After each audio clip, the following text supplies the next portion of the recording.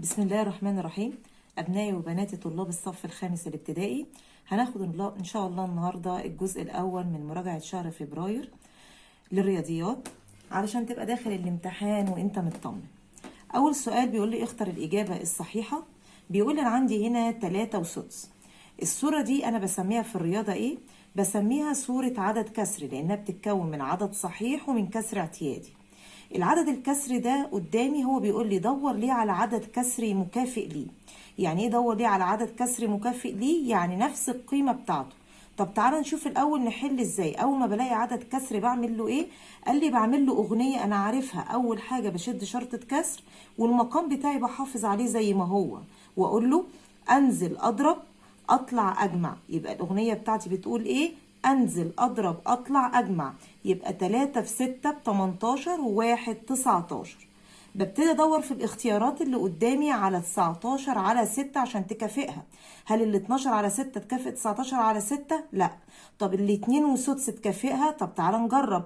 هنزل الستة واقول له 2 في 6 ب 12 و1 13، يبقى ما تنفعنيش. طب تعالى نجرب اللي بعدها. هحافظ على المقام 6 واقول له 3 في 6 ب 18، عندي هنا و3 تديني 21. طبعا الكلام ده ما ينفعنيش. طيب هي 2 في 6 ب 12، 12 زائد 7 عندي تديني 19. اذا دي الصورة الكسرية المكافئة ليها. يبقى انا عندي 2 و7 اسداس هي الصورة المكافئة لها.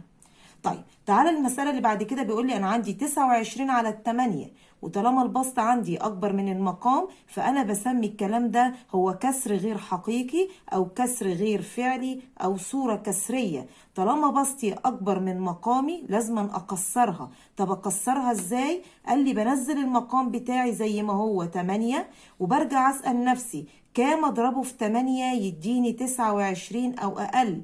في حاجة في 8 تديني طب 28؟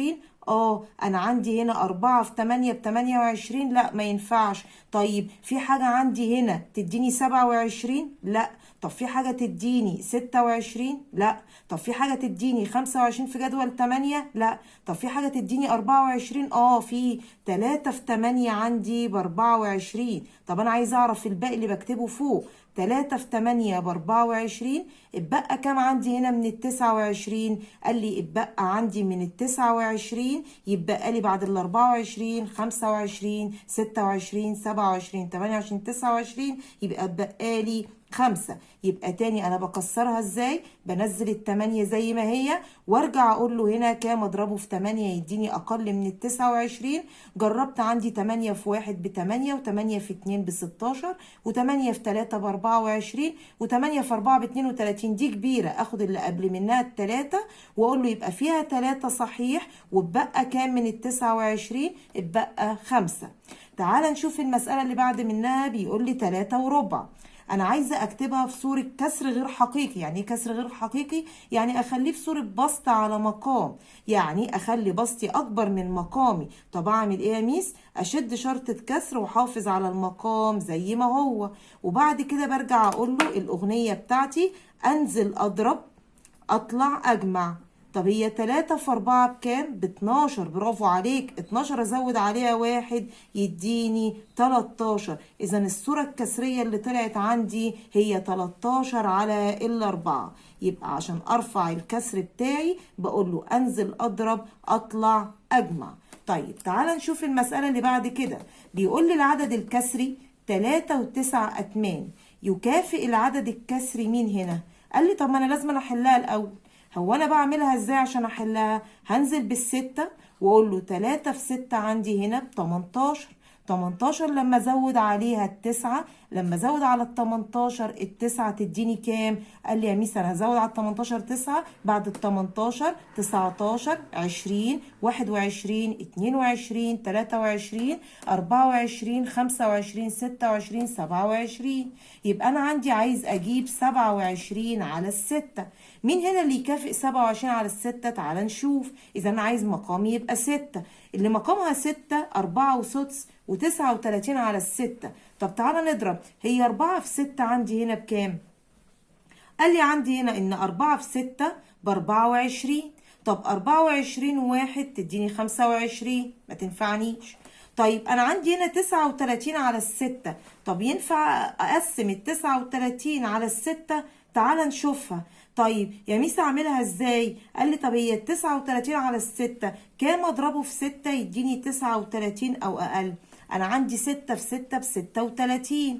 طيب يبقى أنا عندي 6 في 6 عندي تديني 36. ال36 فاضل لها كام وتبقى 39؟ فاضل لها 3.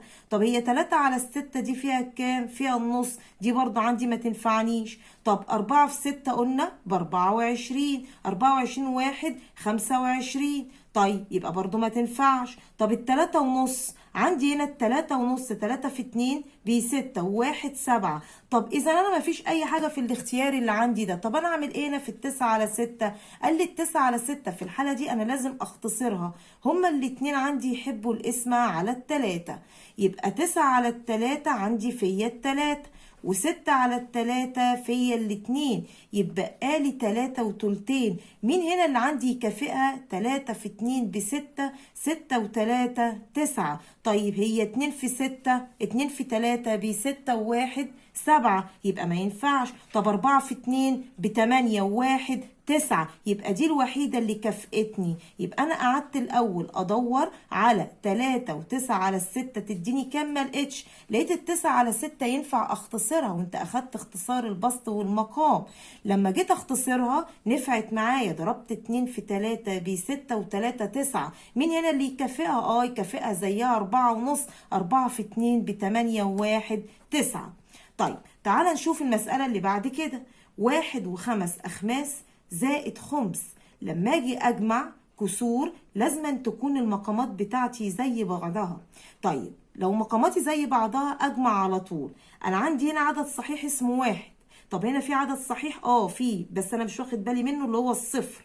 طب 1 زائد صفر 1، يبقى بجمع صحيح مع صحيح وكسر مع كسر. يبقى طالما عندي عدد كسر بجمعه ازاي؟ اقول له صحيح مع صحيح وكسر مع كسر. طيب اشد قدام منها شرطة كسر وانزل بالمقام بتاعي 5، وارجع اجمع 5 زائد 1 يديني 6. خد بالك ما ينفعش يبقى بسطك اكبر من مقامك. تعال نكسره. هي الستة فيها كام 5 عندي؟ قال لي الستة فيها 5 واحدة. الواحد ده اضيفه على الواحد الصحيح يبقى 2، وبعدين انزل مقامي زي ما هو 5. يا 6 انا خدت منك 5 اتبقى 1. تاني قلت ال6 جنيه فيها كام 5 جنيه؟ قال لي فيها 5 جنيه واحدة. الواحد ده عدد صحيح اضيفه على العدد الصحيح اللي موجود يتبقى 2. ال6 اخدت منها 5 اتبقى منها 1 على المقام 5، يبقى طلع لي 2 وخمس. تعال نشوف المسألة اللي بعدها. 2 وتلت زائد 3 وتلت. مقامي زي بعضه؟ انزل شرطة كسر واحدة واحافظ على المقام بتاعي 3، واجمع صحيح مع صحيح وبعد كده بسط مع بسط. 2 و3 تديني 5، وواحد وواحد يديني 2. بسطي اصغر من مقامي يبقى انا اختار الاجابة على طول 5 وتلتين. 5 أتساع بتساوي نقط على 45.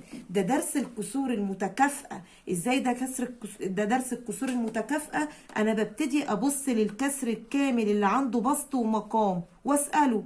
ال5 بقى قدامها كام معرفش. طب ال9 قدامها 45 زادت؟ زادت، يبقى اتضربت.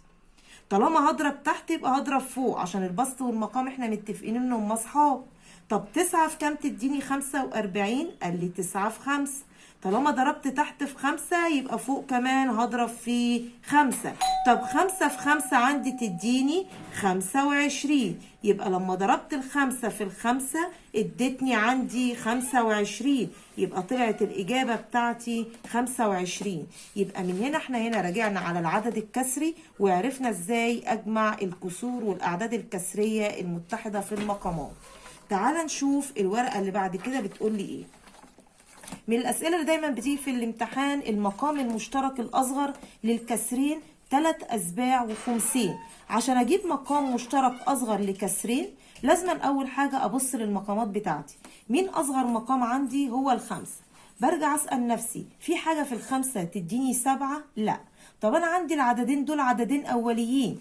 طالما الأعداد دي عندي أعداد أولية بعمل فيهم ايه؟ بضربهم في بعض واقول له 7 في 5 تديني 35. يبقى المقام المشترك الاصغر ليهم هما الاتنين ال 35. طب تعالى نشوف السؤال اللي بعد كده. عايز يجيب المضاعف المشترك الأصغر اللي هو م ألف للمقامات. السؤال ده نفسه هو السؤال اللي قبليه، بس هنا كان بيقول لي أنا عايز المقام المشترك الأصغر للكسرين، وهنا بيقول لي عايز المضاعف المشترك الأصغر للمقامات.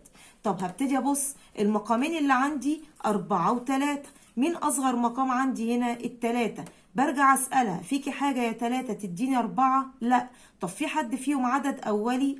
التلاتة. أنا عارف إن الأعداد الأولية اللي عندي هي كانت عبارة عندي عن 2 و3 و5 و7 و11 و13 إلى ما لا نهاية. يبقى التلاتة دي من الأعداد الأولية، فأقول له التلاتة أضربها في 4 طالما فيهم عدد أولي يديني 12. يبقى أصغر مقام عندي هو ال 12. رجع قال لي هنا أنا عايز أجيب السؤال اللي بعد منه العدد نقط من مضاعفات العدد 8. يعني ايه من مضاعفات العدد 8؟ يعني من نواتج ضرب جدول 8. نواتج ضرب جدول 8. يبقى اول ما اجي اقول لك انا عايز اجيب مضاعفات العدد ده، يعني تدور لي على نواتج الضرب. فاسال نفسك في حاجه في 8 تديك 9؟ لا. طب في حاجه في 8 تديك 16؟ يعني عندي 2 في 8 ب 16. يبقى ال 16 دي من مضاعفات العدد 8.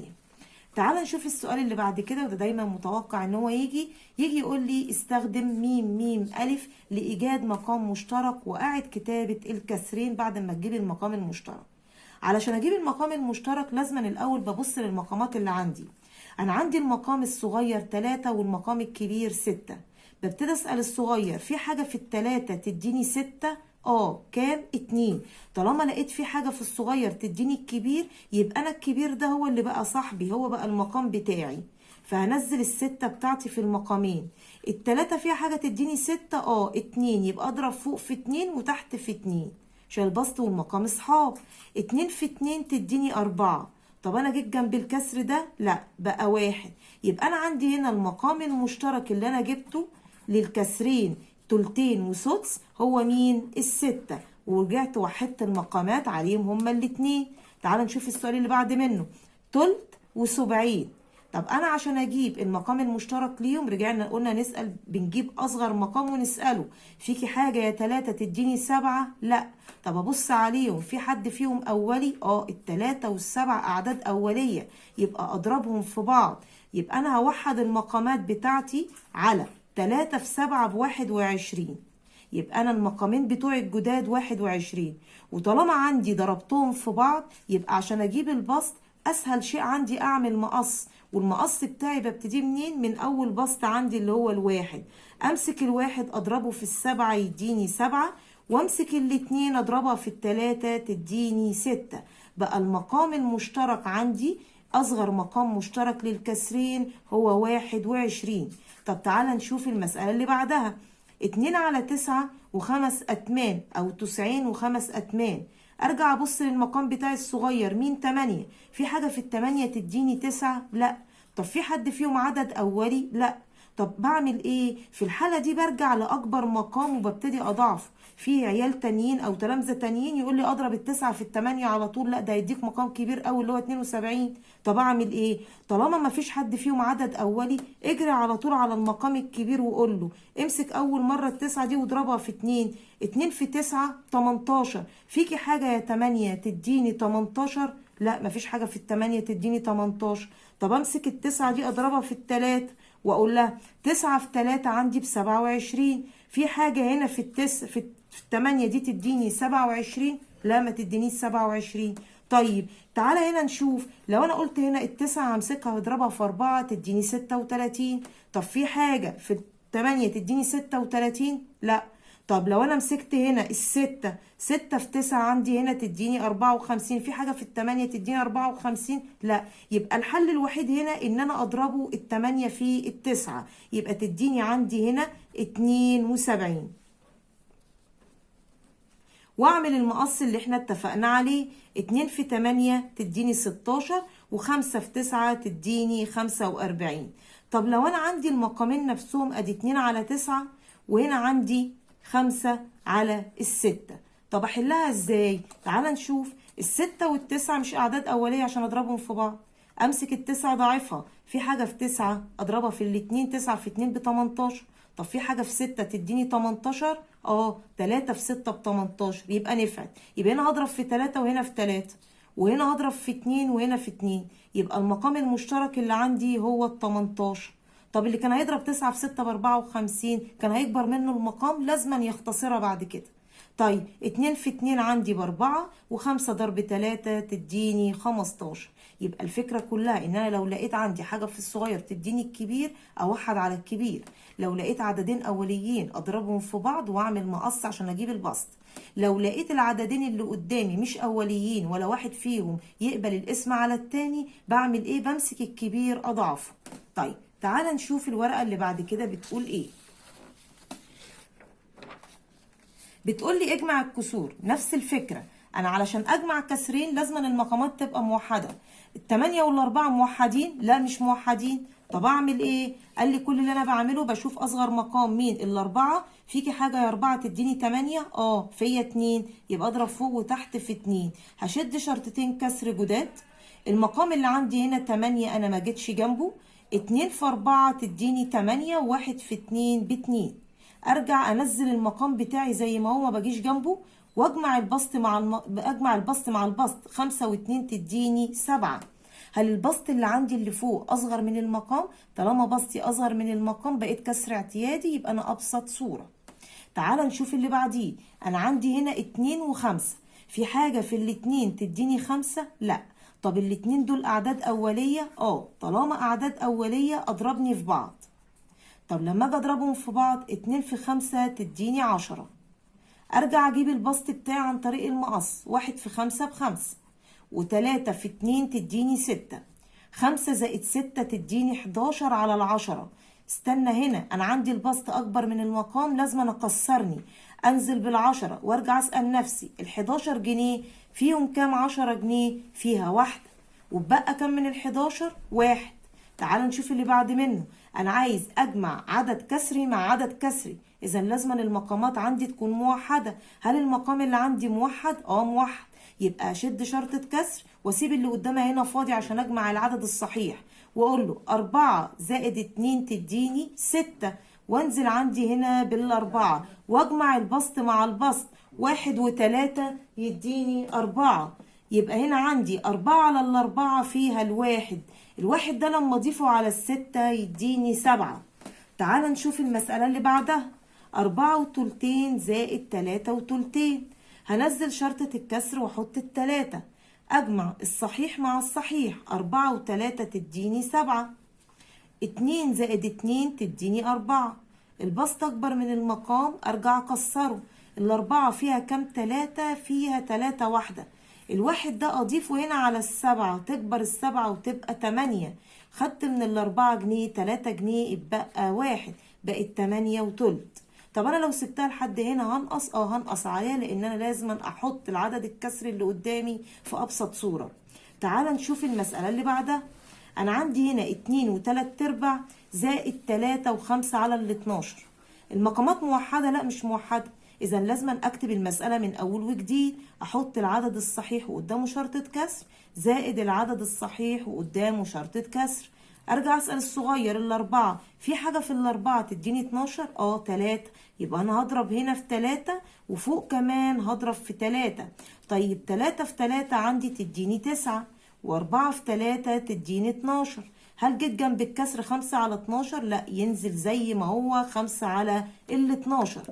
ارجع بعد كده اجمع صحيح مع صحيح والكسر مع الكسر. 2 زائد 3 تديني 5. هشد شرطة كسر وبنزل المقام بتاعي. اجمع البسط مع البسط. 5 زائد 9 تديني 14. ارجع اسأل نفسي، ال14 اكبر من ال12؟ يبقى لازم انا اكسرها. احط المقام بتاعي زي ما هو 12، واسأل نفسي ال14 جنيه فيها كام؟ 12 جنيه فيها واحدة. الواحد اللي طلع ده يزيد على ال5 يبقى 6. اتبقى عندي من ال14 2. في عيل هيرجع تاني يقول لي انا لازم انا اختصرها. ادي ال6 هتنزل، وال2 وال12 دي اعداد زوجية، تحب الاسم عندي على ال2. 2 على الاتنين فيا الواحد، و12 على الاتنين فيا الستة. يبقى طلعت الإجابة بتاعتي 6 وسدس. تعال نشوف المسألة اللي بعد منها، ودي آخر واحدة في الجمع. بيقول لي 7 وخمس زائد 2 وتلتين. أرجع أبص لأصغر مقام عندي التلاتة. في حاجة في التلاتة تديني 5؟ لا مفيش. طب الاتنين دول أعداد أولية؟ أعداد أولية، يبقى أنا هضربهم في بعض. أنزل العدد الصحيح قدام منه شرطة كسر، زائد العدد الصحيح وقدام منه شرطة كسر، وارجع أقول له 5 في 3 تديني 15. علشان أجيب البسط أعمل عملية مقص. 1 في 3 تديني 3، و2 في 5 تديني 10. أرجع أجمع 7 و2 تديني 9. أنزل مقامي زي ما هو 15، و3 و10 13. البسط أصغر من المقام، يبقى ده بالنسبة لي أبسط صورة. تعال نشوف السؤال اللي بعد كده، عملية الطرح. أنا بيقول لي هنا اطرح 3 على 10 ناقص 1 على 5. علشان أطرح زي الجمع بالظبط لازم المقامات عندي تكون موحدة. هشد شرطة كسر جديدة وانزل المقام الجديد. في حاجة في الخمسة تديني 10؟ في 2. يبقى أنا هضرب هنا في 2 وفوق في 2. 3 على 10 هتنزل زي ما هي. 1 في 2 ب2، و5 في 2 ب10. ارجع اطرح، اشد شرطة كسر، انزل مقام جديد اللي هو 10. 3 اخد منها 2 1. لو تلاحظ في الطرح البسط بيصغر لما باجي اطرح، غير الجمع عندي هنا البسط بيكبر، فعشان كده برجع اكسره. تعال نشوف هنا المسألة اللي بعدها. نص عايز اخد منه سدسين. طب اعمل ايه؟ اول حاجة لازم اوحد المقامات على مقام مشترك ما بينهم هما الاتنين.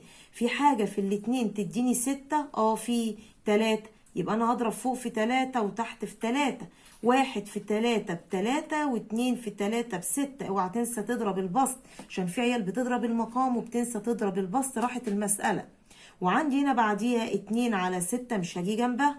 هشد شرطة كسر جديدة وانزل الستة. 3 اشيل منها 2 تديني 1. يبقى طلعت الحسبة 1 على الستة. 3 أخماس ناقص نص. عايزة أحلها. طب في حاجة في الاتنين تديني 5؟ لا مفيش حاجة في 2 تديني 5. الاتنين دول أعداد أولية، يبقى أنا أضربهم في بعض. 2 في 5 تديني 10.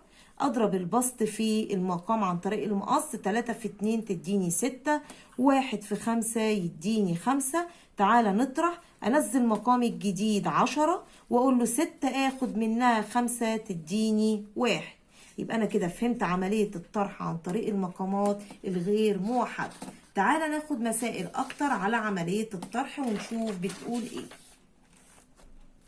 بيقول لي هنا أنا عايز أطرح 53 ناقص 1 و3 أخماس. هل المقامات زي بعضها؟ السؤال اللي بعد كده بيقول لي 53 عايز أشيل منها 1 و3 أخماس. لما باجي أطرح عدد كسري من عدد كسري لازم الأول أتأكد هل الصحيح الأول أكبر من الصحيح التاني؟ أكبر. طب البسط الأول أكبر من البسط التاني؟ لأ. يبقى لازم أعمل إيه؟ لازم أكبر البسط الأولاني. طب بكبر البسط الأولاني إزاي؟ بمسك الصحيح ده أشيل منه 1، يبقى التلاتة دي أصبحت 2، وارجع أشد قدام منها شرطة كسر وانزل بالمقام بتاعي 5 زي ما هو. الواحد اللي خرج من التلاتة ده يخرج بقيمة المقام، يبقى 5 على الخمسة. فبدل ما انا اخرجه ب5 على الخمسة وترجع انت تتلخبط، امسك على طول البسط مع المقام واجمعهم سوا. 2 و5 يديني 7. يبقى انا نقصت من التلاتة 1 بقت 2 عشان اكبر البسط، وامسك البسط اجمعه مع المقام واقول له هشيل منه الواحد والتلات اخماس. لما اجي اعمل كده يبقى كده اصبح البسط عندي اكبر من البسط التاني. 2 اشيل منها 1 يديني 1. هشد شرطة كسر جديدة وانزل بالمقام 5، واقول له 7 اشيل منها 3 يديني 4. يبقى انا كده كبرت البسط. تعال نشوف المسألة اللي بعدها. 5 و7 أتمان عايز أشيل منها 3 و3/4.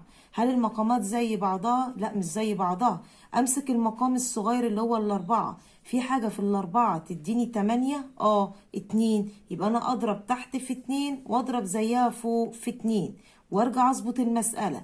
أنزل العدد الصحيح وقدام منه شرطة الكسر ناقص العدد الصحيح التاني وقدام منه شرطة الكسر.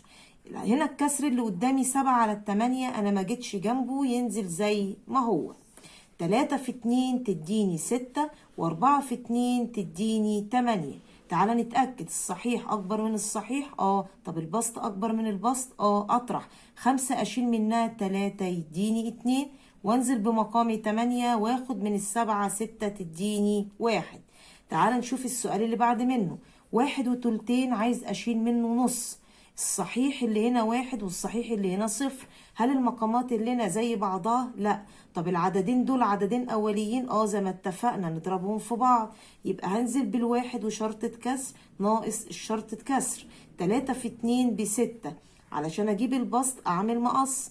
2 في 2 تديني 4، و1 في 3 تديني 3. 1 اخد منه 0 يديني 1، انزل بالستة. 4 اخد منها 3 يديني 1. من الأسئلة المهمة إيجاد قيمة المجهول، وده بيعتمد على جمع وطرح الأعداد الكسرية أو الكسور على حسب شكل المسألة. A زائد 2 وربع بتساوي 3 و3/4. أي مجهول بيجي خطوة طرح إلا لو جه في الأول ووراه ناقص. يبقى أي مجهول بيجي خطوة طرح. إزاي؟ بيقول لي هنا أنا عايز أعرف إيه العدد اللي أزوده على 2 وربع بيساوي 3 و3/4. وأنت صغير كانت الميس تقول لك أنا عندي هنا مربع فاضي زائد 2 بيساوي 7، فكانت الميس تقول لك اعمل كوبري صغير وقول له 7 ناقص ال2 يديك 5. 5 زائد 2 فعلا تديني 7. نفس الكلام اللي انا هعمله، همسك العدد الكبير اللي هو العدد الكسر الكبير الناتج 3 و3/4، اشيل منها ال2 وربع. هل المقامات زي بعضها؟ البسط الاول اكبر من البسط التاني. اطرح 3 اخد منها 2 تديني 1، انزل بالمقام الجديد 4 واقول له 3 اخد منها 1 يديني 2. طيب 3 وتلت زائد البي بيساوي 4 وخمس. مس قالت لي اي مجهول يجي خطوة طرح، يبقى البي عشان اجيبها هقول له بيساوي 4 وخمس، اشيل منها عندي 3 وتلت. هل المقامات عندي زي بعضها؟ لا. يبقى هرجع اوحد المقامات على عدد جديد يقبل الاسم عليهم هما الاتنين. العددين دول اعداد اولية بضربهم في بعض. 5 في 3 تديني 15، يبقى المقام الجديد اللي عندي 15. 1 في 3 يديني 3، و1 في 5 يديني 5. هل البسط الاولاني اصغر من البسط التاني؟ لا. اخس من الاربعة 1 تبقى 3، وارجع انزل بمقام الجديد 15 واجمع ال3 مع ال15 هيديني عندي هنا 18. عشان اكبر البسط اخد منها 3 صحيح و5 على ال15. طيب 3 اخد منها 3 تديني 0، انزل بمقام الجديد 15 واقول له 18 اشيل منها 5 تديني 13. يبقى انا هنا معرفتش اخد من البسط الصغير البسط الكبير، خدت من الاربعة 1 بقت 3، وارجع اجمع ال3 مع ال15 عشان اكبر البسط. تعالى للسؤال اللي بعد منه. بيقول لي 8 و7 اعشار، انا عايز اخد منها البي يساوي 4 و9 على ال20. انا عندي الميس قالت لي اي مجهول يجي خطوة طرح. طب ما هنا حتى طرح طالما المجهول رقم 2 يجي برضو خطوة طرح. يبقى البي بتساوي، اكتب الكبير الاول، يبقى 8 و7 على 20 ناقص 4 و7 هنا على 10، اخد منها 4 و9 على 20. طب تعالى نشوف احلها ازاي. هل المقامات زي بعضها؟ لا. في حاجة في 10 تديني 20؟ في 2، يبقى انا اضرب هنا في 2 واضرب هنا في 2، وارجع انزل الصحيح بتاعي 8 شد شرطة كسر ناقص الصحيح بتاعي وشرطة كسر. 10 في 2 هتديني 20، 7 في 2 تديني 14. هنا الاربعة ومقامي هنا 20 ما جتش جنبه ولا البسط جيت جنبه. صحيح اخده من الصحيح، 8 اشيل منها 4 تديني 4، انزل بمقامي 20. 14 اشيل منها 9 تديني 5. طيب تعالى نشوف اللي بعد منه. جي ناقص 4 و7 أتمان يساوي 4 و37 على 40. هنا المرة دي المجهول جه الأول ورا منه طرح، يبقى في الحالة دي اللي بيجي فيها جمع. يبقى المجهول لو جه في الأول ورا منه ناقص يجي وراها خطوة الجمع على طول عشان أجيبها. يبقى الجي تساوي، هجمع 4 صحيح 37 على 40، هجمعها على 4 صحيح و7 أتمان، علشان اجمع لازم أن تكون المقامات زي بعضها. هل في حاجة في التمانية تديني 40؟ في 5، يبقى اضرب فوق وتحت في 5. طيب ننزل هنا 4، 37 على 40 لان انا ما جيتش جنب ده، زائد 4 صحيح، واقول له 7 في 5 تديني 35، و8 في 5 تديني 40. 4 زائد 4 هتديني 8. أشد شرطة كسر وانزل بالمقام 40. أجمع 37 و35، 7 و5 12، 3 و3 6 و1 7. البسط أكبر من المقام، أكسره. ال72 جنيه فيهم كام؟ 40 جنيه فيها واحدة. الواحد ده أضيفه على التمانية الصحيح يبقى 9. خدت من ال72 40، يبقى عندي 32. يبقى طلعت قيمة الجي هي 9 صحيح و32 على 40.